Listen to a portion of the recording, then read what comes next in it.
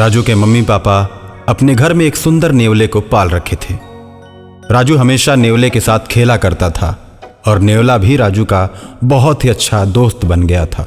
राजू घर से बाहर जाता तो नेवला भी उसके साथ चला जाता था।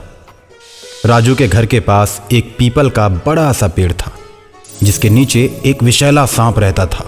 सांप बड़ा ही बदमाश था, आते जाते लोगों को काट दिया करता था।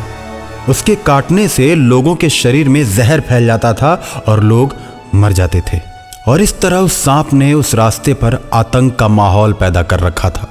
लोगों ने राहगीरों को बचाने के लिए पेड़ पर एक तख्ती लिखकर टांग दी थी और उस तख्ती में लिखा था, कृपया सांप से सावधान रहें। आसपास के लोग सांप के डर से हाथ में डंडे लेकर जाया करते थे। एक दिन सांप चुपके से राजू के घर में घुस जाता है। रात के 11 बजे राजू अपने कमरे में सोया था और उसके मम्मी पापा दूसरे कमरे में। नेवला राजू के साथ सोया था। नेवला रात में भी हमेशा चौकन्ना रहता था। सांप राजू के कमरे में घुस जाता है और जैसे ही राजू को काटने की कोशिश करता है, नेवला सांप की गर्दन को पकड़ लेता है। दोनों में भीषण लड़ाई होती है और अंत में नेवला सांप को मार देता है। सांप का खून घर के दरवाजे से बाहर की ओर आने लगता है। राजू दरवाजा बंद करके सोया है। उसके मम्मी पापा दरवाजे के बाहर खून देखते हैं तो सोच में पड़ जाते हैं। उन्हें लगता है कि राजू को किसी ने मार दिया। वो लोग दरवाजे को पीटते हैं, लेकिन गहरी नींद में सोया राजू जग नहीं पाता। नेवला किसी तरह दरवाजे को खोलता है और बाहर आता है। राजू के मम्मी पापा मन में ये सोचते हैं कि नेवले ने ही मेरे बच्चे को मार दिया। इस तरह का विचार आते ही वे दोनों नेवले को पीट पीट कर मार देते हैं। नेवला वहीं तड़प कर दम तोड़ देता है।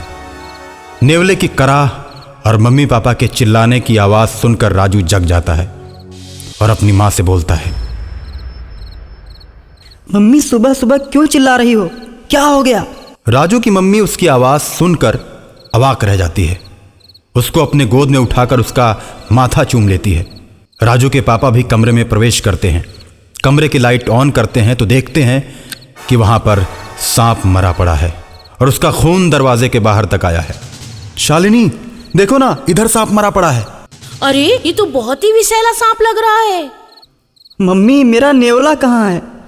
मैं रात को जब सोया तो ये सांप मुझे काटने के लिए आया था। नेवला भैया ने सांप को पकड़ लिया और दोनों में खूब लड़ाई हुई।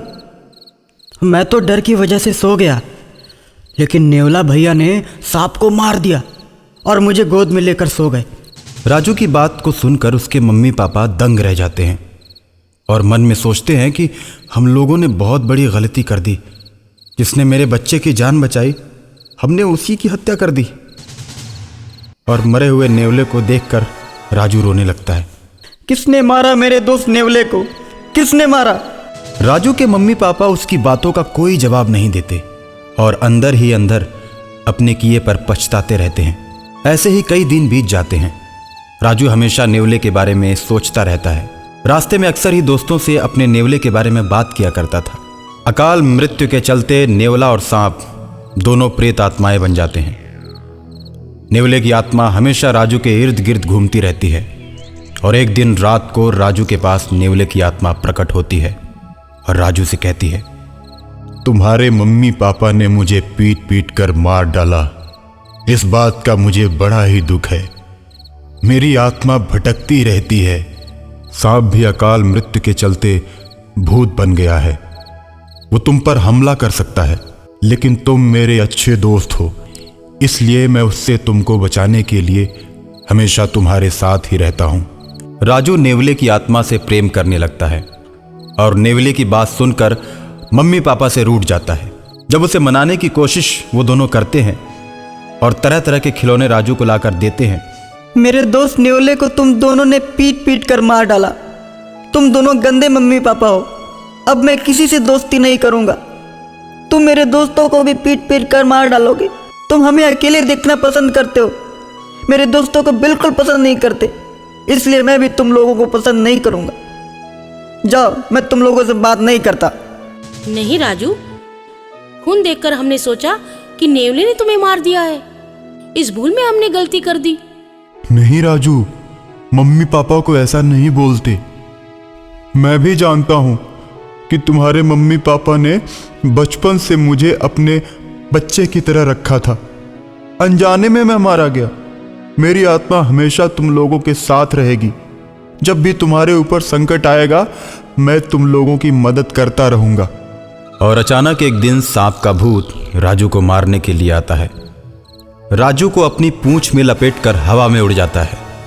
राजू मदद के लिए अपने दोस्त नेवले को याद करता है। सांप जैसे ही राजू को ऊपर ले जाकर पटकना चाहता है, नेवला वहां पहुंच जाता है और राजू को सांप के चंगुल से छुड़ा लेता है। सांप नेवले पर टूट पड़ता है।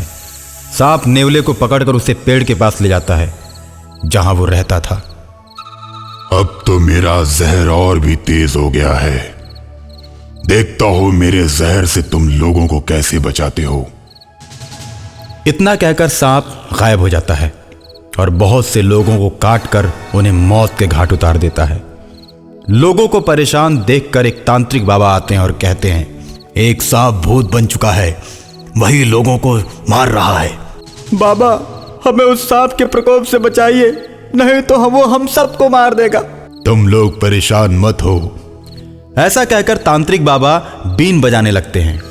बीन की आवाज सुनते ही सांप की आत्मा मदमस्त होकर तांत्रिक बाबा के पास चली आती है और तांत्रिक बाबा बोतल का ढक्कन खोलकर सदा के लिए उसकी आत्मा को उसी में कैद कर लेते हैं और शहर को सदा के लिए सांप के भय से मुक्त कर देते हैं।